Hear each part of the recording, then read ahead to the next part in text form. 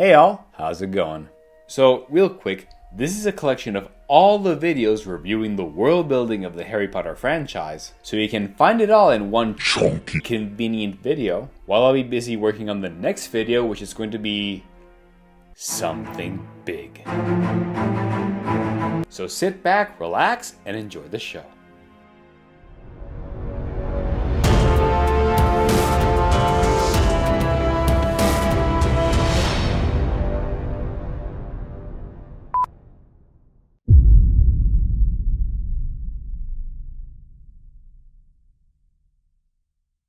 Welcome to Worldbuilding Films, where we analyze the world settings and rules of films and TV shows to see if they work, if they don't, and if not, how they could be improved to enhance their stories. And boy howdy do we have a big one today, because we're going to tackle none other than the famous wizarding world of Harry Potter. Possibly one of my absolute favorite franchises of all time, this simple children's story turned global phenomenon has captured the hearts of millions across the past few decades, leaving deep marks into our lives with its lovable characters, incredibly creative stories, and yes, its dense, rich world giving us all sorts of roller coaster emotions. I personally cry at the end of the last one every time. With that said, this is one of those worlds that's so big and has so many elements in it that I just can't cover it all in just one video. So yes, instead, this will be the first time I'm actually going to split the review in more than one part. Dare I say that these videos will be my Horcruxes. For real guys, these videos took a long time to make. But, seeing as it's such a big franchise and there will be a lot that we need to discuss, I should lay out some rules. First off, while it did indeed start as a simple children's book with the Philosopher's Stone, it got more and more complex. So while I might not be able to address literally everything, I will do my best and I will take it all as serious elements. Second, yes, we will be analyzing the books, the films, Pottermore, as well as some aspects of The Cursed Child. Don't worry, I'll give a spoiler warning for that when needed. But, to be clear, I will not be putting into account the Hogwarts Legacy game, mainly because at the time of making these videos I haven't had a chance to play it yet, and because there's still some debate as to how canon it is. Plus, while that one might have some theories of its own, they don't exactly mesh with the things that I have to say here today. And also, I won't be considering the Fantastic Beasts series. Why? Because by God do they break so many rules! Just to get them out of the way, here's a quick run through.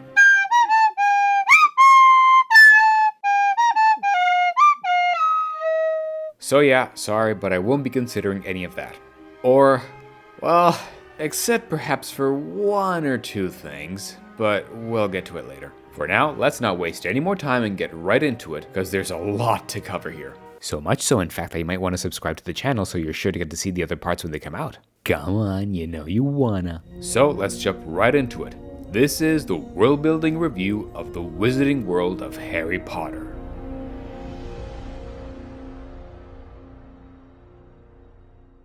What kind of magic?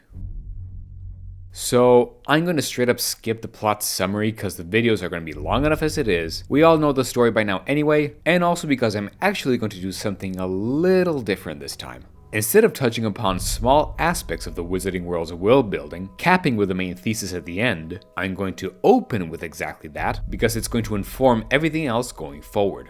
And the main thing that needs to be discussed is indeed something that hasn't actually been addressed. And that is, what kind of magic are wizards and witches using? Because there's a whole plethora of them to choose from nature-based to arcane, something that admittedly seems to be addressed in Hogwarts Legacy, but like I said, I won't be counting that, to even divine magic and more. And yet, when really thinking about what's presented in the stories, I think there can be only one solution to this. Hear me out. I think that the wizarding world is actually using none other than chaos magic.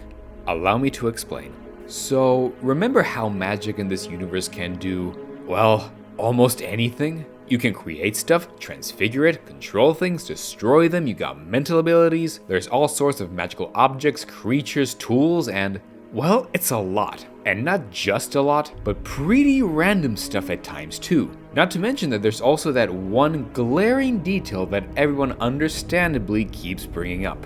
AKA, how the hell is this school still kept open with all these dangers going on? No safe magic that isn't dark could ever cause so much trouble at every corner. But if we consider this all to be chaos magic, then the picture might become a little more clear. Because not only would it allow wizards to do all these seemingly random things, but it would also give them a purpose. What if this chaos magic lingered almost everywhere in the world, and if left unchecked could cause great damage, but wizards are the only ones capable of harnessing it, making it become more orderly and less of a threat just by using it in any way, be it by spell, potion, or whatever. It's almost as if they would be combing chaos magic so that it would come out smooth and more manageable on the other side. This theory could help fix 2 extra problems as well. First off, one issue that always stuck with me in this world is why the hell don't wizards just take control over muggles? Even if magic had appeared only recently, muggles wouldn't stand a chance if wizards can become invisible, untraceable, and could turn your greatest weapons into a bunch of flowers or something. And no, the book's excuse that, "Blimey Harry, everyone be wanting magic solutions to their problems. Nah, best we're left alone," makes no sense either when they're this powerful. So what could be an actual good reason for this? Well, if this is all chaos magic, what if its chaoticness could be influenced? I propose that emotions and states of mind would play a big part in this, specifically the emotions of muggles.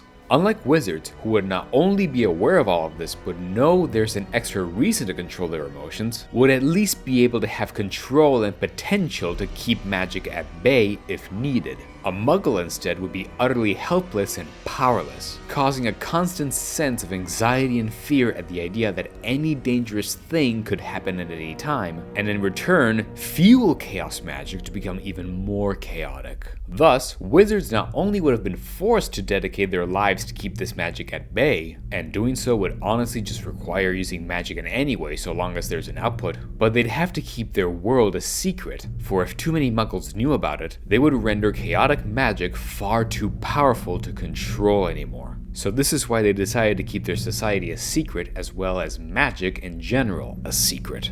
Then there's the issue of Hogwarts. Think of all the various aspects that the castle has within. Spells and potion classes where magic can go terribly wrong, Quidditch games where you can get seriously injured, stairs that always move, potential monsters lurking either inside the castle itself or, if Voldemort doesn't have a hand in it, monsters literally waiting for you in the dark freaking forest next door. Why would any of this even need to exist in a school, magical or not?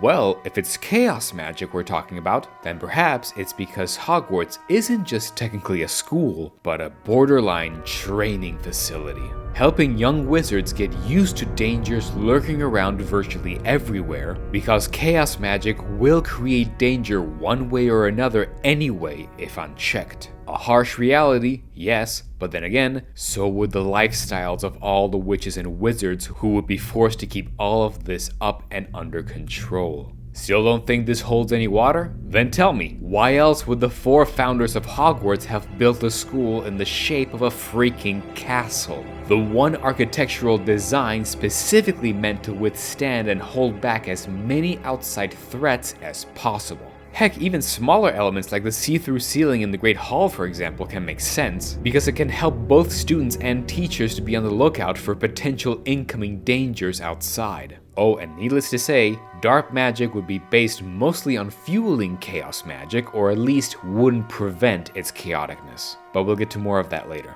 So yeah, with this in mind, things might actually start falling into place a little more clearly. But this is just the surface. So now, let's take a deep dive into more specific aspects of the Wizarding World's world building to see how this theory can still hold up, or how they could at least be tweaked a little. Starting with origins of magic. While we all know the basic workings of the modern wizarding world, it's important to get a quick context as to how it got here. See, wizards and witches have been existing for a much longer time than what most people think. It's supposed that the first ones appeared as far back as even the ancient Egyptians, but that doesn't exactly mean that they had complete mastery over magic. Back then, there weren't even wands, and in fact, magic people of the era are now considered to have used wandless magic, having to rely on their own abilities and that's it. Not like modern wizards can't do that either, but it takes extreme concentration and skill, and even then it's not as precise or effective as a wand. Most of the modern magic stuff that we see in the Potterverse are actually inventions that have been created slowly over time. I've got gadgets and gizmos aplenty.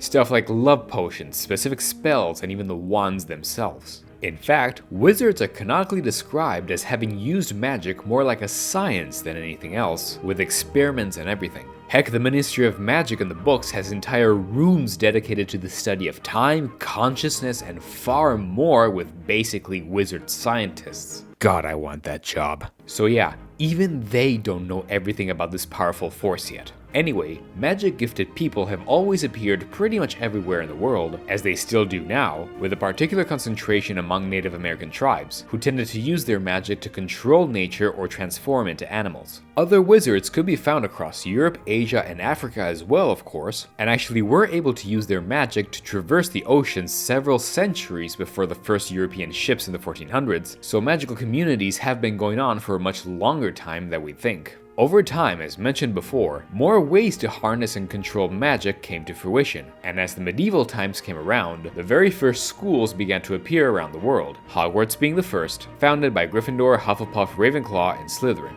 You know the story. It was only in 1689 that the first International Institute of Wizarding Secrecy was first proposed, a law where all wizarding communities decided to collectively agree to officially hide away from muggles of all sorts so as to preserve their abilities and way of life. This happened just as the Salem witch trials were starting to happen, although ironically enough, wizards and witches weren't even that concerned because muggles apparently were so clueless as to what was a real witch that they never found a real one. And by the way, while I know this was a legit dark period, one of my favorite Potter facts was a witch during those years who was caught, but used a charm on the flames that burned her so that they tickle her instead, and had so much fun with the experience she willingly went from village to village and got discovered on purpose so she could just do it all over again. That's... oh god, not gonna lie, that's actually hilarious. Anyway, from there on, the rest of history goes pretty much as we know it. Voldemort was born in the early 1900s, he caused the first Wizarding War when he came to power, died trying to kill baby Harry, Harry goes to school, the second Wizarding War happens, Voldy dies, all is good in the world, and then the cursed child comes along and... yeah, it has some good moments, but yeah, I can't deny it's a bit of a mess. Okay, so we got that cleared up, and we know how this all came to be. And honestly, I still think that the theory of chaos magic can still hold true in all of this. If it's a magical force that can make seemingly random things happen, it would still apply with the way that they use it, with perhaps certain groups specializing in the output of chaos magic happening in a specific way, such as with the Native Americans. It also holds water with the fact that if chaos magic is indeed fueled by people's uncontrolled emotions, wizards wouldn't have originally needed to keep themselves this secret for most of human history. Why?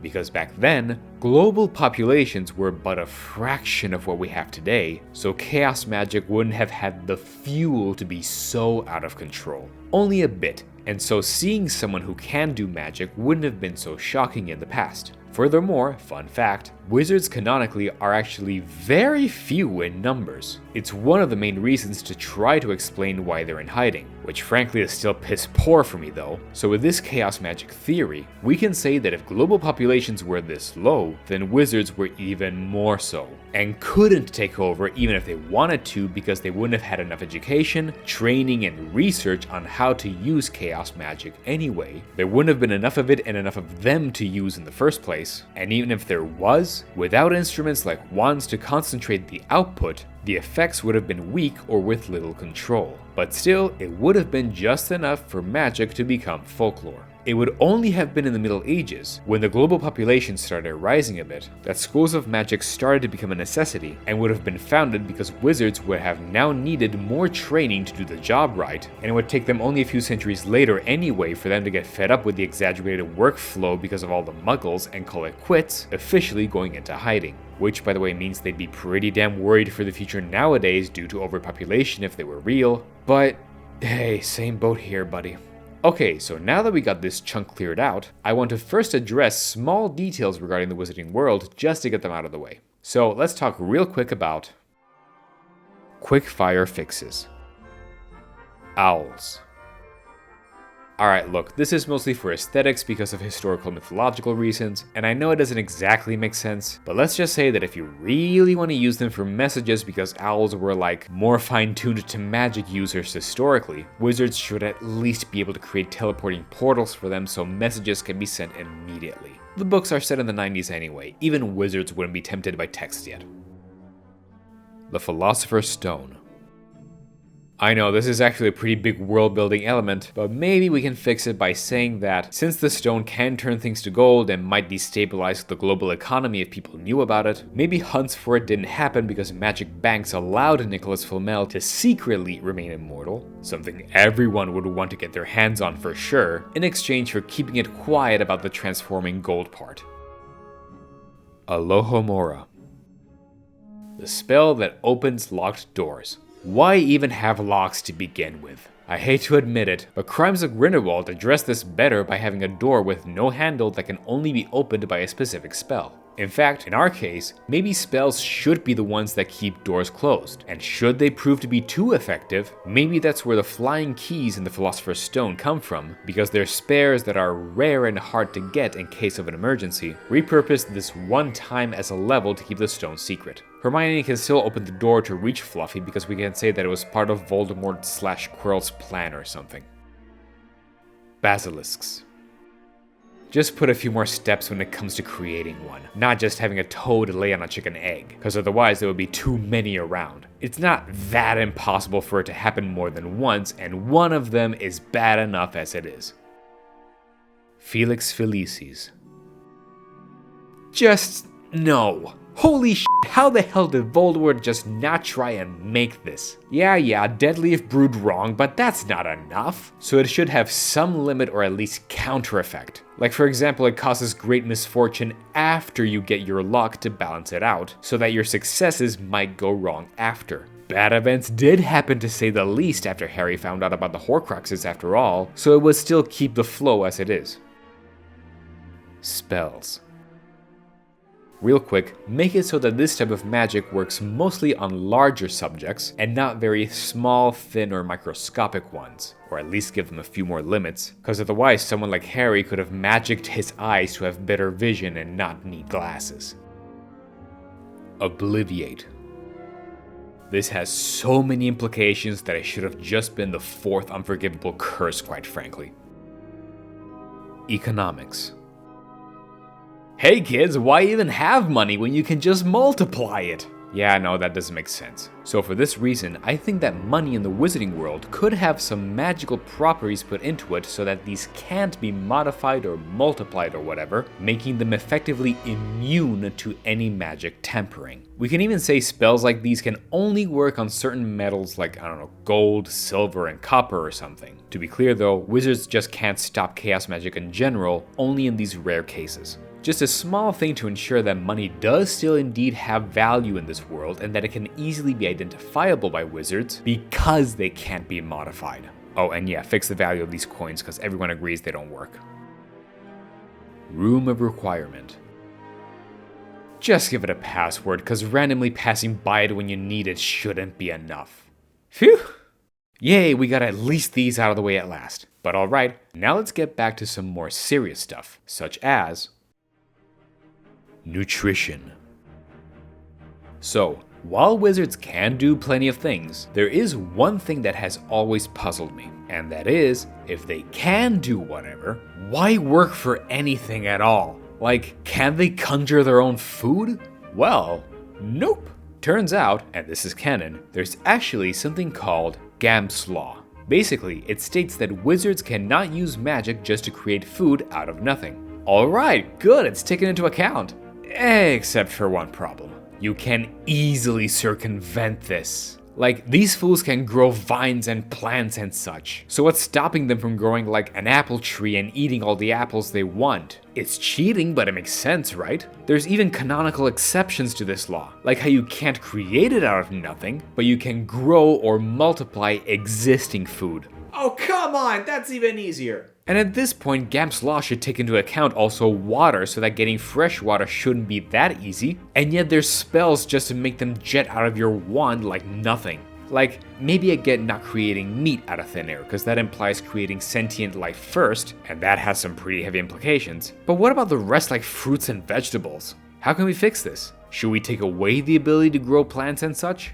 No, I think there's actually a better solution. I propose that wizards actually can modify food to their heart's content, and possibly even grow plants that grow food themselves, but on one condition.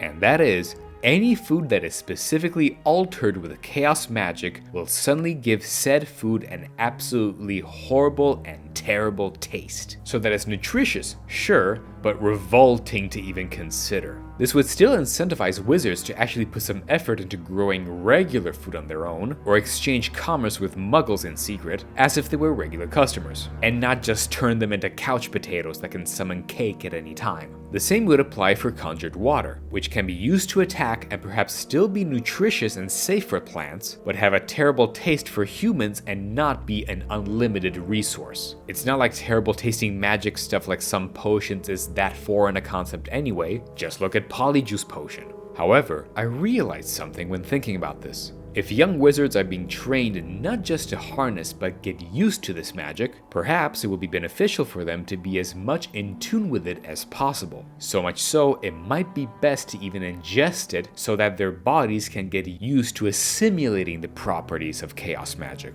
And the best way to make young wizards force down horrible tasting food that is specifically magical without absolutely despising it? Magic candy. This is why wizards would be so goddamn obsessed by all these candies and chocolates, and why these are the only foods we see that seem to be enchanted in any way. Because they probably did create some food that is maybe concentrated magic somehow, but had to mix it with regular sugar and cocoa, without adjusting said sugar and cocoa with magic of course, until they mix together. The perfect delicious solution for a type of magic that is hard to swallow down out of necessity, aside from needing regular food. Dare I say, a literal spoonful of sugar to help the magic medicine go down. Let's just hope they have an anti-diabetes potion as well. Diagon Alley. So, there are a bunch of places in the wizarding world where people meet, and Diagon Alley is by far one of the most popular ones. It's the place where they all go and buy their magic supplies like wands, books, potions, clothes, pets, and stuff. But it's also home to one main important building, and that is Gringotts Bank. The main bank where all wizards keep their money and valuables, run exclusively by goblins. This is interesting because it turns out that goblins have a specific history with wizards. See, goblins are absolute experts in forging magical objects, specifically metal-based, and back in the Middle Ages, Godrick Gryffindor hired the most skilled of them all, Ragnak I, to create the perfect sword for him, which would end up as the infamous Gryffindor sword in the Sorting Hat. The problem was, Ragnak loved his work so much that he demanded it back, which Godrick refused because, you know, he hired and paid him. Anyway, this outraged Ragnak so much that he accused Gryffindor of stealing the sword instead, causing such a controversy that it led to a long war between humans and goblins. It's a really long story, but eventually peace was found between humans and goblins after like a couple of centuries or so. Interesting as it is though, I did still wonder why Diagon Alley became the place that it is, and most importantly, why is this place in like this weird pocket dimension? Because while it's not uncommon for wizards to have TARDIS-like places such as homes or tents or whatever, it turns out there are specific laws put in place to prevent wizards from just doing it as they please and live freely in a whole mansion instead of a cardboard box or something. Although to be clear, I'd also add that this is the case because it's super hard, expensive, and time-consuming to do. So okay, turns out that's accounted for, but why is Diagon Alley still the exception here? It's a whole district that's allowed to exist like this. So, I proposed this idea. What if goblins weren't just experts at forging magical artifacts based on metal, but perhaps they were also experts in using chaos magic to create or alter dimensions in space? They could have their own refuge areas away from humans or wizards if they wish to because they're not necessarily that adept at other kinds of magic, but excel at this with ease more than wizards do. Heck, they could be the ones that wizards hire to create these TARDIS tents and whatever. But more importantly, since there was a war between wizards and goblins, when peace did break out, Diagon Alley could have actually been the idea that helped establish that peace. Goblins put all their effort into creating an entire district inside of a pocket dimension in the middle of London, accessed only through magical means like the brick wall or Floo Powder, and exited with relative ease. So wizards had a safe haven to be as free as they like and trade all the magic goods that they want. And in exchange, the goblins would receive the one thing they love above all else, and that is money, oh money, oh I love thee. Or at least any kind of metals, including money. Why? Well, because they're culturally obsessed with it, and because their magical skills work best on metal objects. In exchange for allowing humans to roam around freely in Diagon Alley, they'd take a cut out of every purchase made there, so that it can all be kept in the center of it all, Gringotts Bank. This cut could even be a lot, but considering how desperate wizards are to have a private town, they figured a long time ago that it was far worth the price. In fact, needing their own safe space might be of a much greater value for wizards than one might think, because if there's one daily issue they have to always face, that is definitely privacy in the wizarding world. Or at least lack thereof.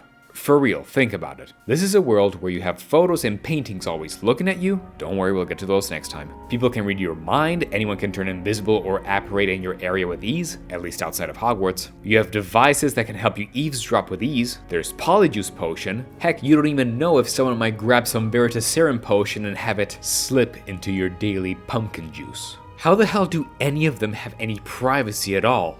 Well, honestly, I think they just don't. And they're not meant to either.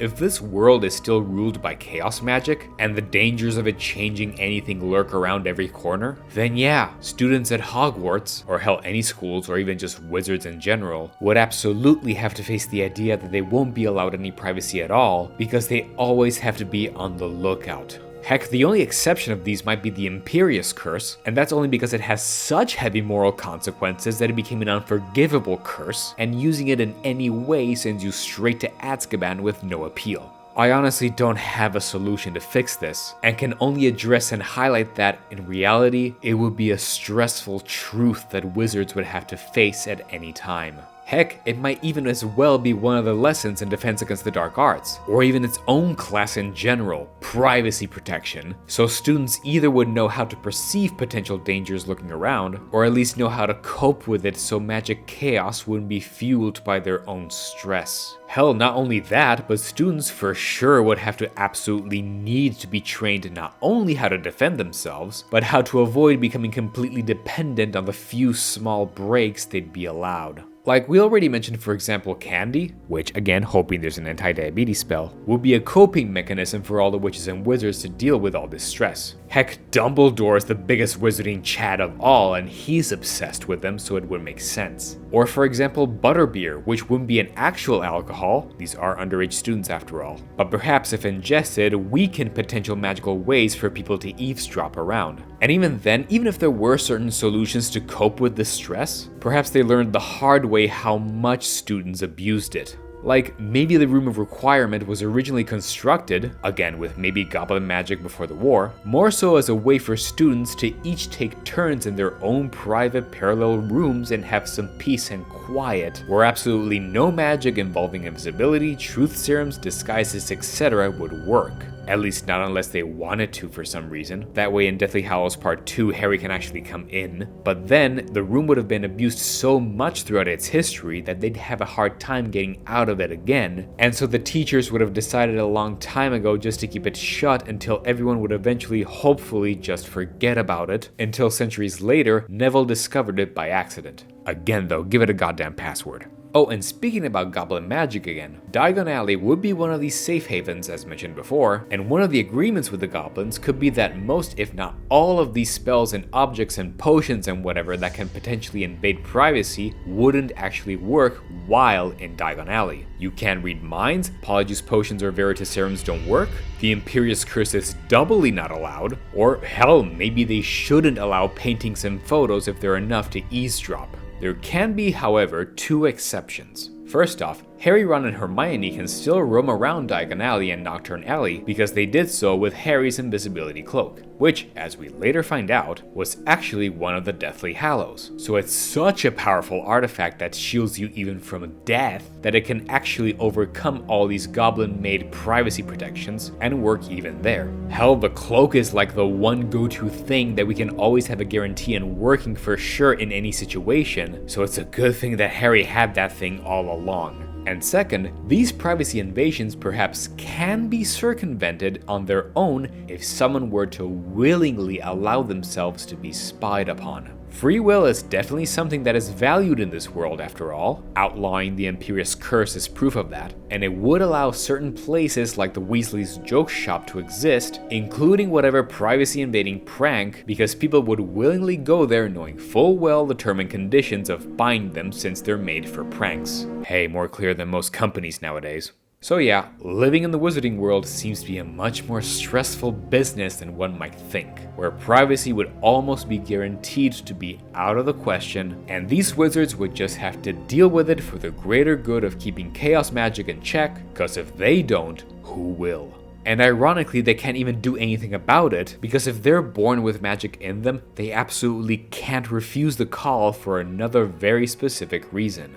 But since there's plenty more to say, we will be touching upon that reason in part 2 of this series of Harry Potter's world building. So join me next time to see what other elements will be explored. Don't forget to like, share, and subscribe. Let me know what you think in the comments down below. Join my Patreon if you want to support this channel, and I'll see you all in the next video. Stay tuned, and of course, keep building worlds.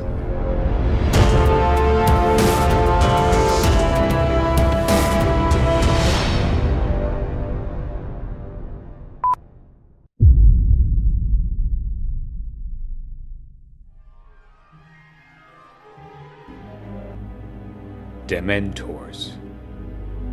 That's right, the dark, grim reaper-looking creatures that can literally suck the joy out of you to death and are the infamous guards of Azkaban prison. Feared by all, with no allegiance and unable to tell the difference between friend and foe so long as they can feed on human joy. But here's the thing, there isn't any specific origin as to where the Dementors came from. The only known records are, ironically, on Azkaban itself. Basically, centuries ago, there was a dark and cruel wizard who built a home/tower for himself on a lonely island. There, in full privacy, he would wait for whatever ship to wash ashore on his island, and was so cruel he would have fun torturing and killing any muggle who might have the misfortune to end up there. It went on for so many years that it became a place drenched in misery and tragedy. So much so that after this dark wizard passed away, that energy of misery lingered for a long while, and was so strong that it straight up lured Dementors there, who'd keep on sucking joy and souls out of marooned muggles. When the Ministry discovered this place, they decided that the building the wizard built there would be the perfect place as a prison for wizards, and since the Dementors were already there, fearing they might reach the mainland and invade the rest of the world, they made an agreement with them. The Dementors would work there as guards for the prison, and in exchange, the Dementors would remain only there with a never-ending source of food to feed upon from all the prisoners that were brought in. Certainly cheaper than giving them a salary, that's for sure.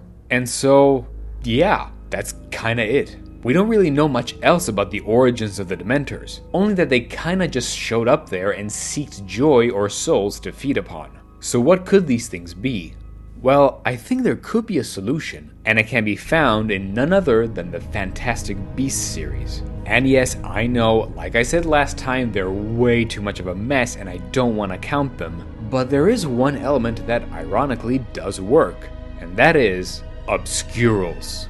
For those of you who don't remember, not that I blame you, an obscurus is a dark, magical force that is born out of the repressed magical potential of a witch or wizard.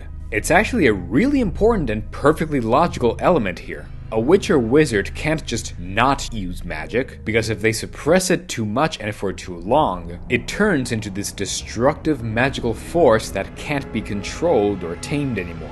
Something even the wizarding community absolutely fears. In fact, this would just add to our theory mentioned in the previous video, that of magic actually being chaos magic in this world, that wizards have to harness and keep under control and smoothen out just by using any spell, potion, or whatever, and in turn it's fueled by strong, raw, and especially negative emotions, aka why muggles can't know about magic or they'd make it go berserk. This chaos magic then would also be fueled even more if the witch or wizard in question is forced to keep it all repressed, feeding on growing negative emotions until it bursts out of control and even a group of wizards can't tame it. So, here's my proposition. What if Obscurals, if not stopped, slowly transformed over time into Dementors? It would make sense because it would first off give them an origin, there would be a reason for them to be such dark creatures, and not only that, it would explain why they seek the joy and souls of others. Cause they're literally born out of a lack of joy and serenity that comes from being unable to express your emotions and magic, something that these Dementors will forever seek in their lives, eternally hungry and eternally searching. We can even say that, centuries ago, since magic folk didn't go into hiding just yet, they were in general more free to use magic, and muggles started developing culturally and technologically, eras like the Salem witch trials would be the perfect breeding grounds for the creation of an Obscurus. And yes, we did say that muggles back then didn't actually recognize an actual witch if they found one, but the same can't necessarily be said for children, who wouldn't necessarily know they're born with magic yet, wouldn't know that it's okay, might not have been found by the wizarding community in time, and out of fear of being burned, would keep themselves repressed until an Obscural is born. Do it just enough times during this era, and it would coincide with when the Dark Wizard built his place on that island, a place filled with so much tragedy and misery that it attracted a sudden urge of Obscurals, and they stayed there so long, absorbing so many souls, that they formed a consciousness of their own, eventually becoming Dementors. And the Ministry couldn't even get rid of them, cause it turns out they can't even be killed, but can only be controlled, quarantined, or distracted. The only actual canonical way to kill a Dementor is to make them just starve to death. And while it would be good that by this point the wizarding world would make sure not to create more Obscurals, good luck in making sure Dementors would never have a source to feed upon. Certainly not in our muggle day and age at least, that's for sure. House Elves. Alright, so last time we talked about how goblins have their society structured and live among wizards thanks to places like Diagon Alley. Again, watch the previous video if you want more details. But they're not the only magical race in the wizarding world. Sure, you got centaurs and giants and such, but they're pretty secluded in the woods and don't want to be bothered anyway. And one can say that they reached an agreement with wizards where they'll be left alone as long as they don't show themselves to muggles. Yet the ones that actually do interact with wizards the most are none other than House Elves. There are a couple of problems with them, however. First off, why are they at all under the command of wizards even when they're absolutely horribly mistreated, despite being pretty damn powerful? In fact, it's canonical that they keep their powers even after they're free. So why hasn't there been a secret revolt to free all of them the minute any of them wasn't under a wizard's control? And second, why is it that clothes of all things are what help them become free? Well, regarding the first part about them keeping all their power, honestly guys, that just doesn't make sense. These are small creatures but that can do all sorts of powerful magic, and they do it naturally without the need of a wand. That's way more OP than your typical wizard, and even Voldemort would have issues against a horde of them if they so desired. So I think there should be a modification here, and ironically it would tie in with how they're freed. What if House Elves actually weren't all that powerful after all? When alone, in the same way goblins might have dimensional magic as stated in the previous video, the elves might excel instead in teleportation or defense magic, to compensate with their small stature, ensuring they wouldn't be so easily harmed, or at least escape with extreme ease. We could even say that, centuries ago, they'd realize they can't keep up with this lifestyle anymore and would need help. So they would seek the help of wizards. Except wizards can't just hand their power to others, magical or not, otherwise they would have shared this burden of harnessing chaos magic with muggles all along. It's just not possible. So instead, the agreement would be that elves would literally tie their magic to that of wizards, willingly serving them because it's better than to be out in the cold with dangerous predators they always have to be escaping from, but in exchange, they could power up their own magic because they'd be drawing it from the source of their masters. A sudden source so powerful that it would enable an elf to accomplish almost anything the wizard desires, with less hassles than the wizard itself, as long as it doesn't go against the main wizarding laws. Dare I say, this symbiosis would be so intricate that it would be as if the elves would be sewing their fabric of magic to a much more extensive one of a wizard. And that's why presenting an elf with clothes would free it, because it would symbolically indicate that no elf, your magical binding cloth is no longer needed, and I'd rather replace it with this. You have been severed. Once they're separated though, the elves will not be able to draw on so much power again, and can't accomplish great feats anymore. Only be great experts at defense and evasion, which would still enable someone like Dobby to keep on protecting Harry and his friends when needed, even if he can't actually help them. The only problem? Well, not to open a big can of worms, but let's face it. We humans, once we get used to something, have a really hard time to turn back or resist that advantage. And after so many decades and centuries, wizards would get so used to having helpers around the house that literally can't leave unless allowed so, and are so magically bound to obey any order, and can even live up to 200 years by the way, that this master-slave culture becomes formed. If nothing else though, at least changes would be put into place over time, with people like Dobby proving they can be far greater allies when freed, even Creature proving he'd be much more loyal if only treated better, and frankly all the elves in the kitchen at Hogwarts willingly working there without pay, because centuries ago Helga Hufflepuff herself used it as a safe haven for elves to willingly work to their heart's content, without being enslaved, and without fear or risk of being enslaved by another witch or wizard ever again. It really is their choice to stay. And so, hopefully, in time, these elves will have a safe future after all. Paintings and photos. Okay, so this is an element that really bugged me for years. In the Potterverse, all magic homes, schools, etc. have any painting and photo with the figures inside of it moving and talking freely, even interacting with real people. And whenever I saw these, I always kept thinking one main thing.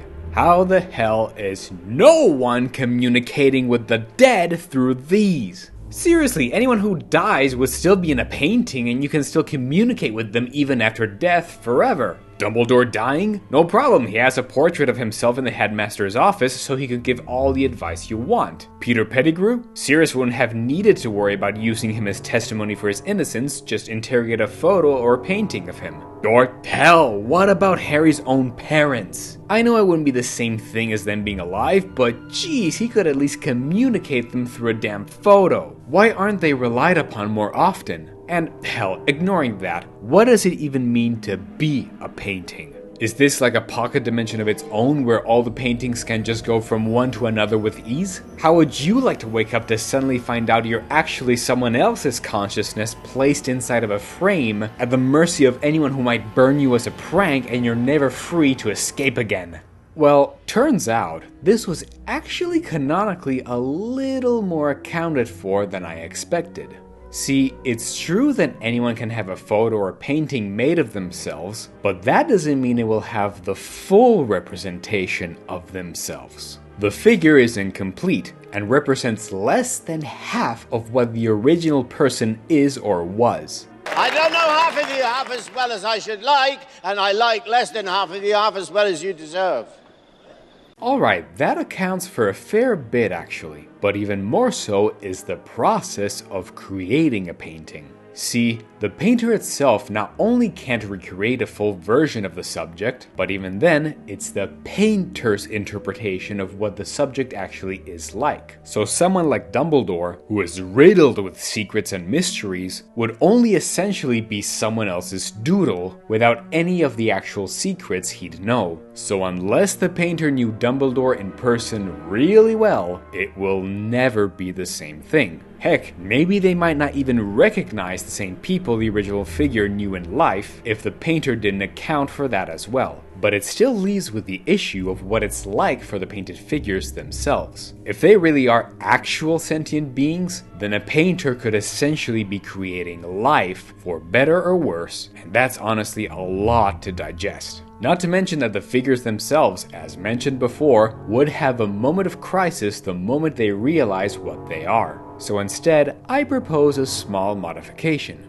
Not only do they have the same memories of the original person, but perhaps these work more so like, say, automatons. They're actually not sentient, but give the impression that they are with how they move and how they respond. Dare I say it's the Wizarding World's version of a generated AI with a moving face, minus the job complications. And also, it would make sense for them to come to life only when other wizards are around, with the chaos magic surrounding them able to grant them life and movement, kinda like a jukebox, even going so far as communicating with other paintings if commanded to do so, without the moral quarries of what the painting themselves feel and think. Finally, there's one more thing to take into account. Because this movement happens to both paintings and photos, just to keep the rules a little more balanced, perhaps we can say that the more detail is given to the finished product, the more cemented the image is, and chaos magic would have less control over their movements. So a painting that would have less detail and more clear brushstrokes can move and interact more easily with wizards, whereas a photo, being of much higher detail, has little room for chaos magic to move it around, so photos are stuck at most only doing simple repetitive moves. This way, Harry will still feel the weight of the loss of his parents despite having moving photos of them, and not even Sirius can just claim his innocence to Harry through a newspaper article. Look, I know it's a bit of a stretch, but for real guys, these things need to be nerfed or they'll just nullify most narrative tension for the whole story. Religion. Alright, look, I will be covering a touchy subject because it deals with people's beliefs. But just to be clear, it's all just as a narrative exercise, nothing personal towards anyone, so please let's all be chill, okay? We good? Alright, we good.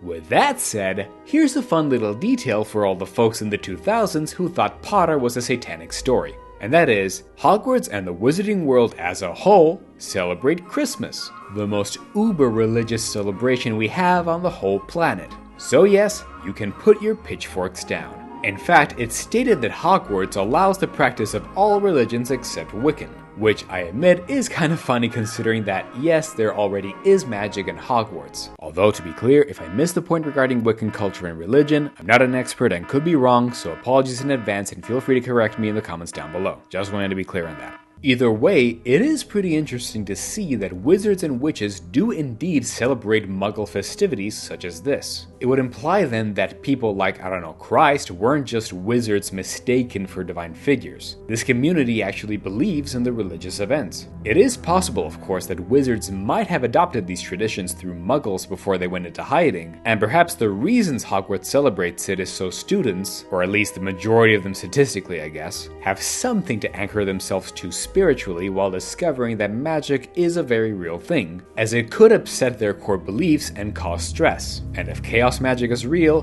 we know what that could mean. Hell, even the fat friar ghost was, well, a friar and a wizard, so clearly he was a Christian believer, and that was fine. But I always found it curious that wizards and witches didn't just create their own religions based on magic. Like, the closest I guess would be the pureblood believers, but I can't think of much else. And I know that wizardry is more akin to science, with wizards discovering all these spells and potions and such through experimentation and whatever, but I'm pretty shocked they haven't split into other religions based on magic. I mean, even nowadays we have scientists who are still religious, so that should be fine. Like, what if there were disagreements on whether it truly was chaos magic, and maybe they thought it was some sort of a divine force? Then you'd have factions of people being devoted to respecting and worshipping magic of all sorts, and maybe building their own shrines to it or something. Or perhaps some think that modern wizardry is warping the original form of magic and should leave it be, as an unstoppable force that should alter things because that's the way the world is meant to be.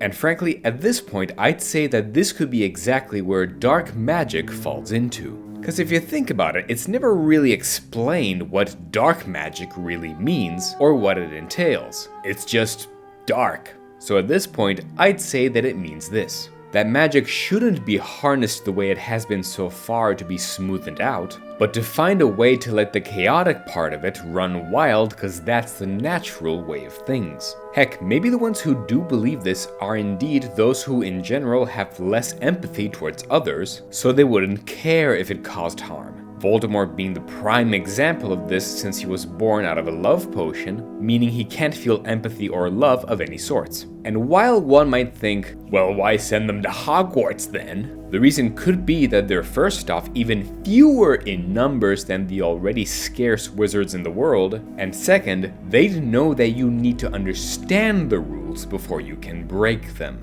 So, learning about magic in general first would be the best way to later on make sure they'd know how to undo it all due to their beliefs in the purity of chaos magic. Something so shocking and taboo that it's exactly why they don't advertise their intentions to the world, and they're super secretive even among wizards, and why they rallied up behind Voldy so easily because he was the first to succeed at going against the entire system thanks to his sheer power, until his demise. So yeah, just wanted to explore that a little, but religion and magic wouldn't even necessarily end there. Like, how did the four founding fathers, or heck even Merlin since he was a canonical character, not become full-on religious figures considering how powerful they were at their time? Yeah, I know others used magic too, but theirs was supposedly so advanced and swag that it could have baffled even other wizards of the time. So I think that not only Hogwarts would have created the four houses for students, but maybe it could have accidentally developed an entire religion across the entire community based on them, with people worshipping one of the houses depending on which they respect and believe in the most. They could even each have their own interpretations of what actually lies beyond death. Although, I'll actually stop here with the speculations, because we will be touching on that subject another time. I just wanted to mostly highlight the absence of magical religions in the wizarding world, besides the pureblood or mudblood stuff, because I think there could have been plenty of room to explore. For now though, let's move on to what is possibly one of the most powerful and world-ending elements in the franchise if handled wrong, and that is none other than Time Turners. That's right, the goddamn Time Turners. Ever since they were introduced, everyone has been asking the same damn questions. Why doesn't anyone use this to travel back in time and kill Voldemort when he was a baby or whatever? Why give something so powerful to Hermione just so she could attend more classes? Why isn't anything solved with this goddamn thing? Well, it turns out this is also kind of surprisingly accounted for. See, the movies don't explain this well, but it turns out there are two types of time turners: limited and real ones. The limited time turners are the ones we see in Prisoner of Azkaban, and they're called so because it turns out they do have a limit, and a very specific one. It was discovered that a witch or wizard has a 5-hour time window in which they can travel, and it's only within that time frame that there will be no consequences to the world or to the traveler themselves. It's sort of a safety bubble in which events will just repeat themselves without consequences, which would allow Harry and Hermione to travel within that time frame to save Buckbeak and Sirius in a safe manner. However, then we have real time turners. Real time turners are instead the ones that don't have that 5-hour time limit, and instead can help you travel back in time as far as you like, technically.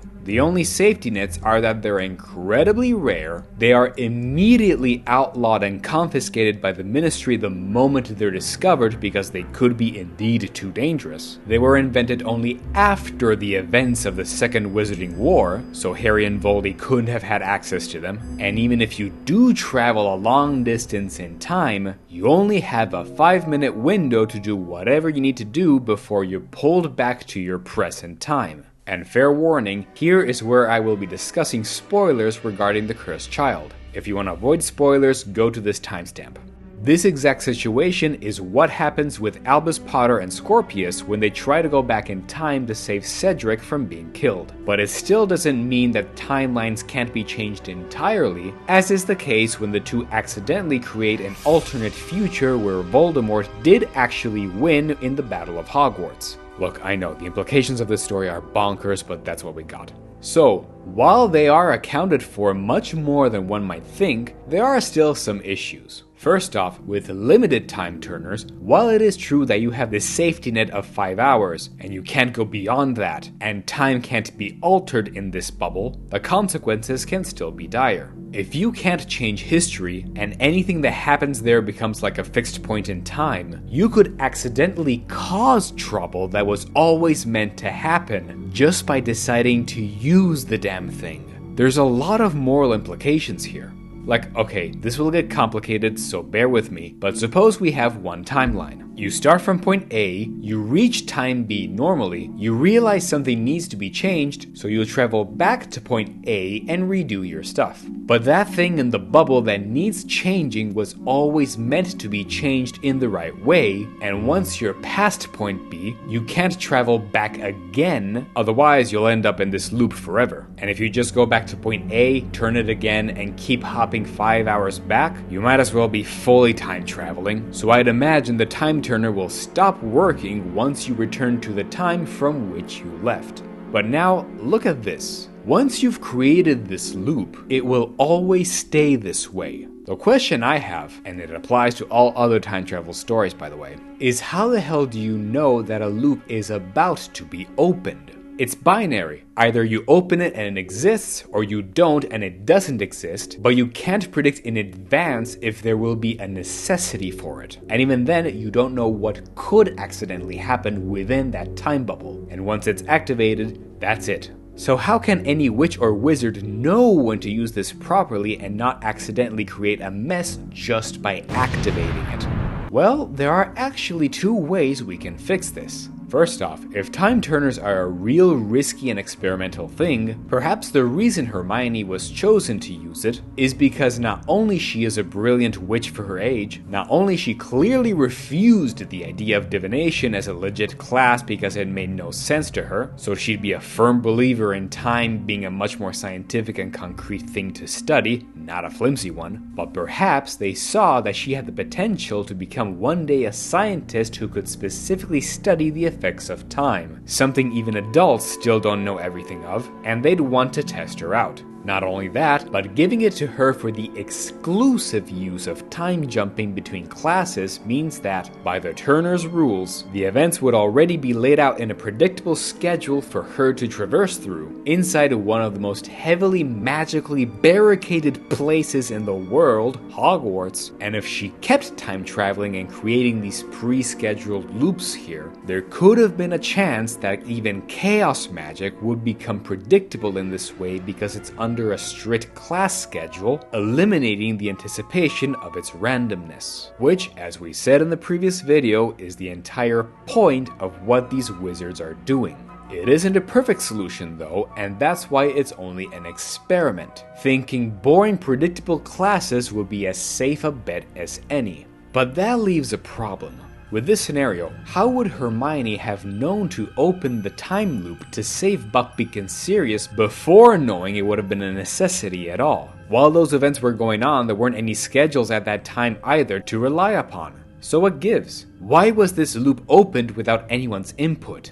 Well, here's where I think there's a clear answer. I propose that time turners might, on occasion, be sensitive to one particular type of magical effect happening. An effect that, when it does happen, would signal them to open a loop automatically without a wizard's input or knowledge. And that effect is prophecies.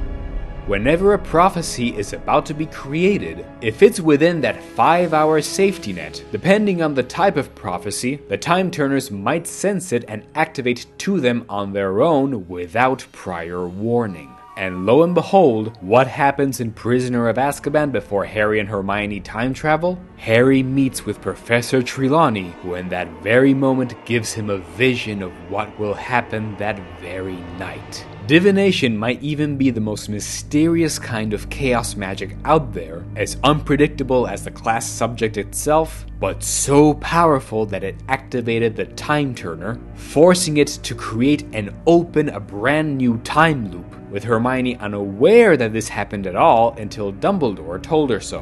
Why? Because he's Dumbledore, and it wouldn't have been that improbable for him to have seen 2 versions of his favorite students roaming the grounds from his office. But okay, we made a huge deal about limited time turners. What about the real ones that help you travel years or even decades into the past? And again, we will be discussing spoilers about the Cursed Child, so you've been warned, but, well, honestly guys, that's just way too dangerous to even propose. Sure, the one real time turner we see was created after Voldemort's defeat, but any follower could grab it and screw the entire world and... Look, time travel is just way too dangerous in general, and bringing it up breaks almost any story if not handled carefully. But if we really have to keep the plot of the Cursed Child as it is, then I see only one solution.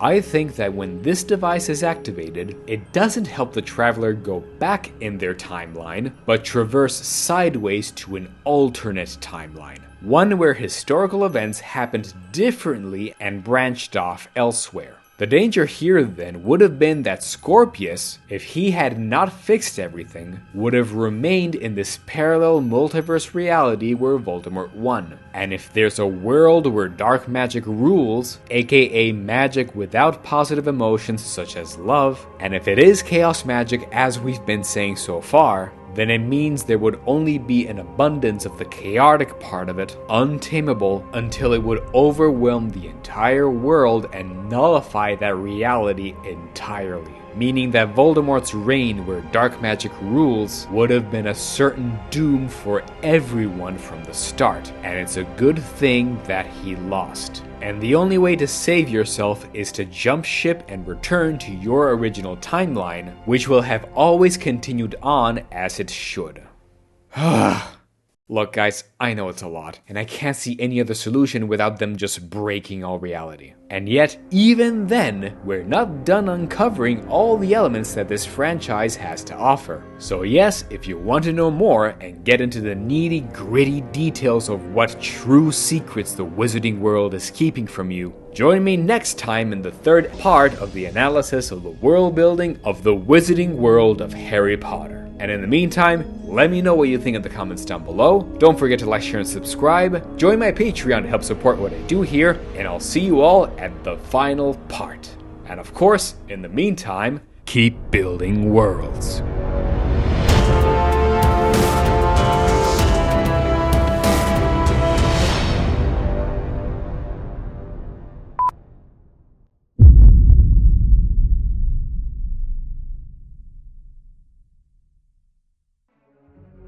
Transportation.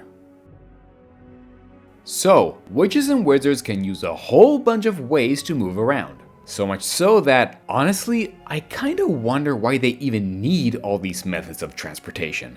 Like, you got stuff like Floo Powder, Brooms, Apparating, old ships that go underwater, flying carriages, flying vehicles, heck, even riding magical beasts, and in some rare cases, even flying. I mean, okay, some of these can be slower and be a bit of a hassle, but others are really damn convenient. Why even have the rest? Well, turns out there are some limitations in place for each and every one of them, but I think they should be tweaked a little further. The only one I won't really address will be the night bus, and that's only because it's already specified as being a one-of-a-kind public transportation system set in place by the Ministry exclusively for wizards who are specifically stranded and have no other way to move. So, aside from that, here's a rundown on how the rest of these are or should be fixed. Floo Powder.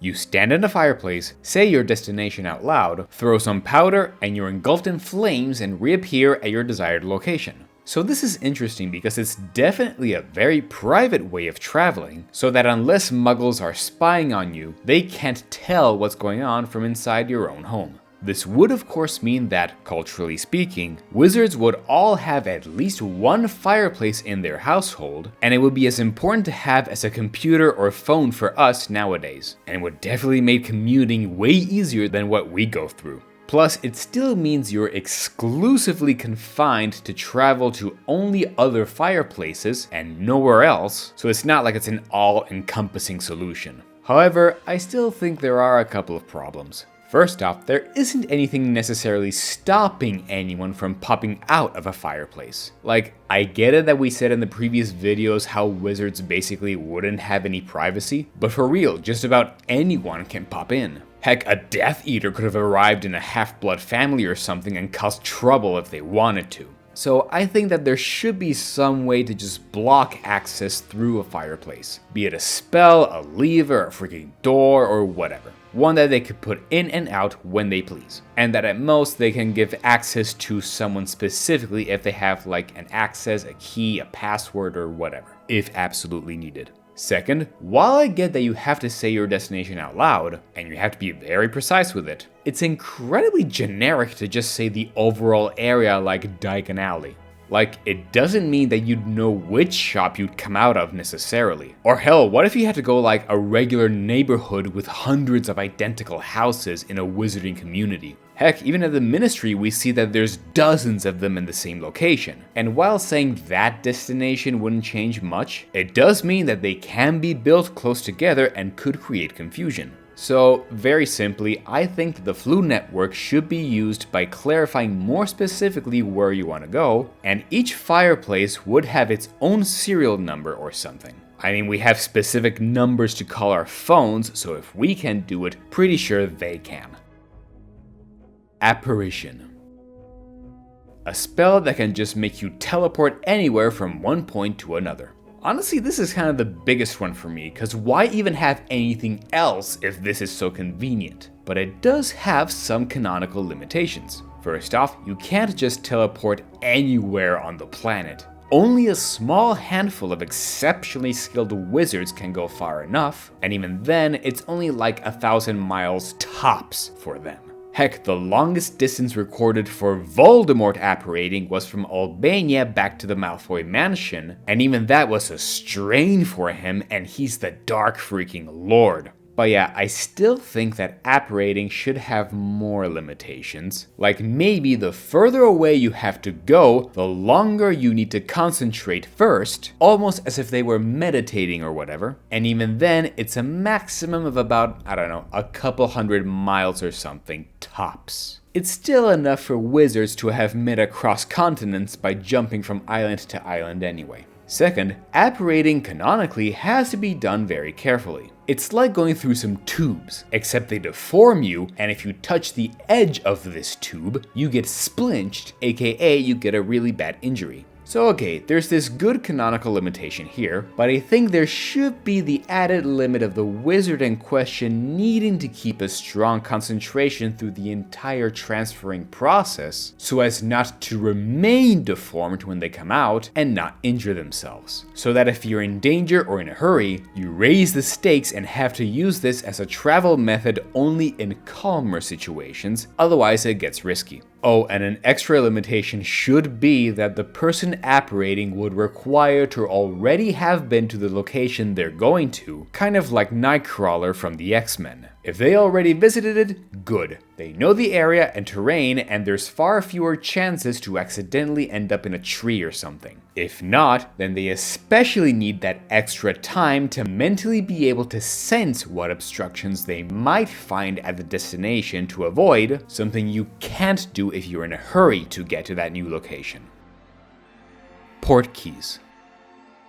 Any one random object that, when touched, can teleport you back and forth between only two places. Honestly, this works pretty fine, and can differ from apparating because you don't have to have any danger or hassle regarding splinching, focus, or whatever, but you're exclusively limited to one single destination and at most a return back. That's it, and the destination has to be physically reached first so that no one can just use a portkey to appear in a stranger's living room and keep that line open. Honestly, this is pretty fine, so at most I'd add a distance limit here. Oh, and, well, just as a precaution, make it invisible too. I get it that they're random objects, but you never know if a kid or something might still pick it up absent-mindedly or whatever. That's a rusty old knife.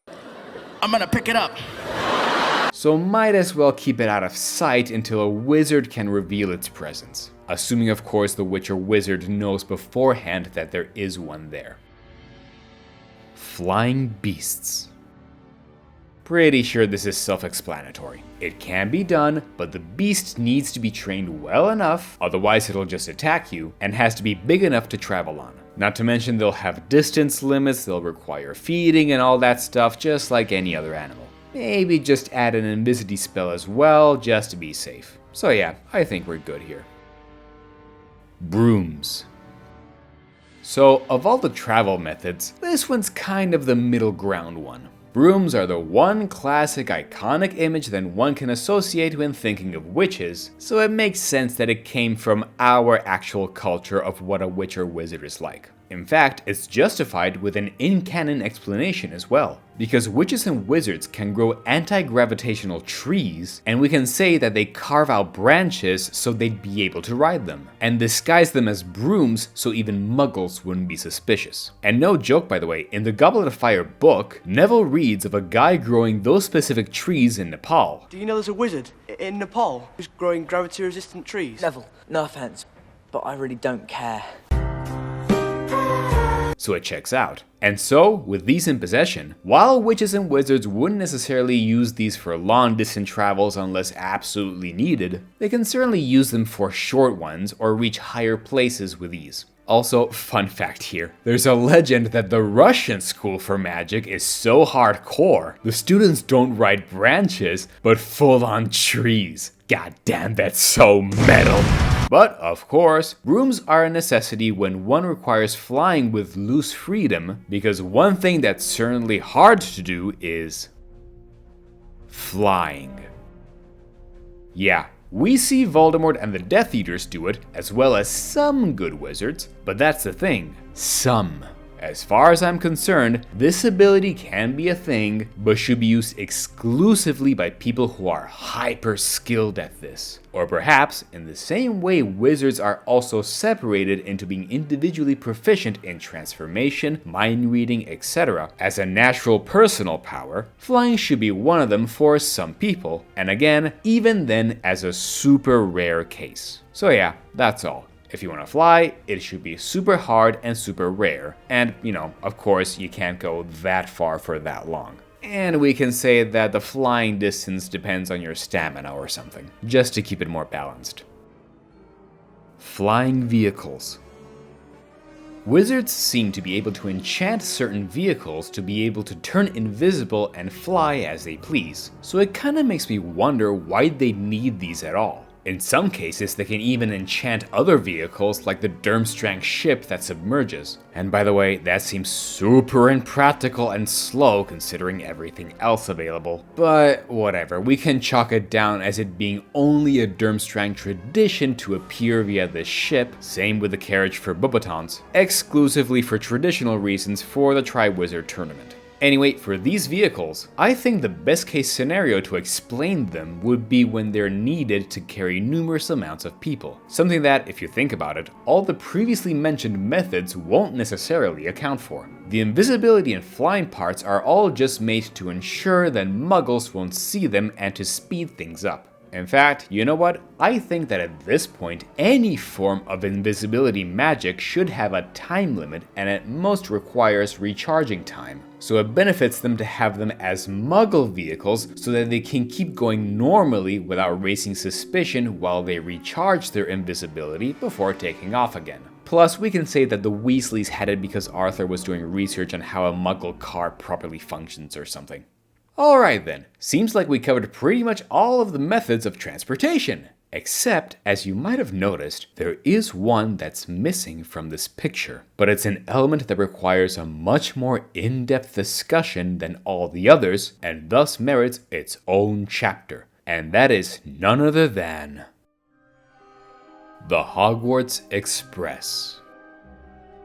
The infamous Scarlet Steam train that goes from the secret platform 9 3/4 at King's Cross Station all the way to Hogwarts, specifically meant for all the students to reach the castle. Yet, I always wondered, why the hell even have this damn train considering all the other far more useful methods of transportation that we just mentioned? Like, it doesn't even go supersonic or anything. It's just a regular train and takes an entire damn day of travel just to reach its destination from London to the mountains of Scotland. So what gives? Why does this school implement this? Well, believe it or not, there's actually some lore behind this in the real-life King's Cross station in London that we can use. See, 2 millennia before its construction, there was a ruling queen of the ancient British Iceni tribe called Boudica, who led a failed uprising against Roman invasions. It was in this location that Queen Boudica fought her last great battle somewhere between 60 to 61 AD, and it's supposed that she was also buried there.